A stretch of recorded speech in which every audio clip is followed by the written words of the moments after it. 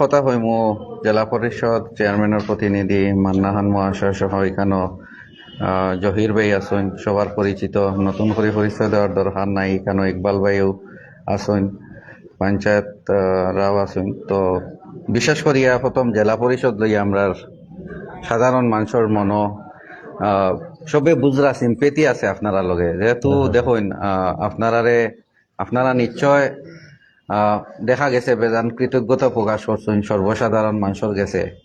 বর্তমানে যে আর্থিক সংকট হওয়া যাইব, কিন্তু বর্তমানে জেলা পরিষদের নো ডাউট ফান্ড সান্ড নাই। এটা লই আপনারা ইদানিং কালে নানান জায়গাত গেছেন, তো কথাবার্তা হয়েছে। আমরা ওটা জানতে চাই, আর এই যে মিটিং যেগুলো হয়েছে, আমরা কোনো বিতর্কের জায়গার না, আমরা গ্রাম উন্নয়ন লইয়া মাত কিতা মনে করেন ফান্ডগুলা পজিটিভ কোনো সাইড আছে নি, কোনো খবর আছে নি? ধন্যবাদ বিভিন্ন চ্যানেল ইলেকট্রনিক মিডিয়া যারা আছে। প্রথমে আপনারা জানেন সমগ্র আসামের মধ্যে কোনো জায়গায় তো পঞ্চায়েত কাজ কামুন না। কিনারো আপনার করিমগঞ্জ ডিস্ট্রিক্ট আছে, শিলচর ডিস্ট্রিক্ট আছে, সেখানে তোমার বিএলসি কোনো মিটিং হয়েছে। এর মধ্যে আপনার আমরা জেলা পরিষদ বডি হওয়ার পরে আপনার 3-4 মাস হয়েছেও। এর মধ্যে দুর্গাপূজা আসলো, কালী পূজা আসলো, ট্রেনিং গিয়ে যেতে লাগছে। এর মধ্যে একদম 3-4 মাস গেছে। এর মধ্যে পঞ্চায়েত কর্মচারী যারা আসলো কন্ট্রাকচুয়াল, এরা GPC, GRS, accredited engineer, error বিগত 24 তারিখ পর্যন্ত স্ট্রাইক আছে।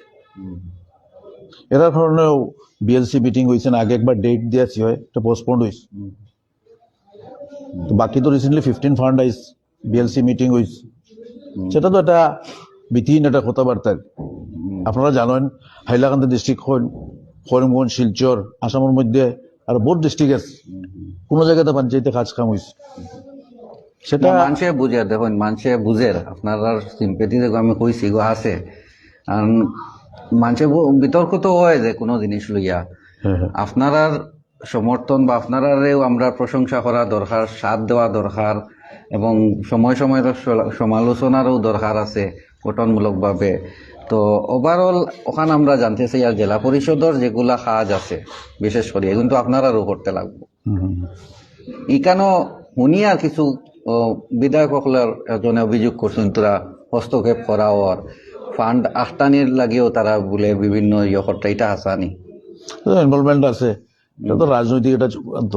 যেহেতু আমি 2026 ভারতীয় জাতীয় কংগ্রেস টিকিট প্রত্যাশী, সেটাও কিছু উদ্দেশ্য প্রণীত আছে কেন। যেটা আপনারা জানেন পঞ্চায়েত যে 3টা পঞ্চায়েত আছে, রিসেন্টলি বিএলসি মিটিং হয়েছে গতকালকে, সুন্দরভাবে শেষ হয়েছে। আগামী দিনের ডিএলসি মিটিং হইব 10 দিনের ভিতরে, 10-15 দিনের ভিতরে। আচ্ছা, তো আপনার যে জায়গা আছে, যে জায়গাটা কি আপনার সম্ভাব্য প্রার্থী হিসাবে মানুষের দরকার, এই জায়গাতে একটা মুখ্য সমস্যা হইল মডেল ডিগ্রি কলেজ। এই মডেল একটা কলেজ মানে একটা জেলা, তা বহুত বড় কথা, একটা জেলার পরিবর্তন করে লইতে পারে। তে আমি আপনারা কথা শুনি আমি কিছু বিধায়ক পক্ষর কিছু মানুষের লগে মাত কথা উঠলাম। তারা কথা হয়েছে গিয়া তারা অনেক হাঁটিছে, তারা গারমুড়া সাইডও হাঁটিছে, 25 দিন হাঁটিছে, তারা কোনো প্রপার জায়গা পাইছে না বা মানুষে দিছই না, ইলা বেজান জায়গা আর কি। তো এটা কতখান সত্য যে ইনকিতা ইলা কোনো জায়গা নাইনি বা টিলা তিতা হয় না নি, বা আপনারা কিতা মনে করেন? সেটা আপনারা জানেন বিগত 4-5 বছর আগে তো বিভিন্ন সংগঠন মিলিয়ে আপনার ডিমান্ড কমিটি কেন আছে, এটা অত্যন্ত প্রচেষ্টায় বহুত চেষ্টা করা হয়েছে, যেটা সুলতানিতে ওয়াল লাগে।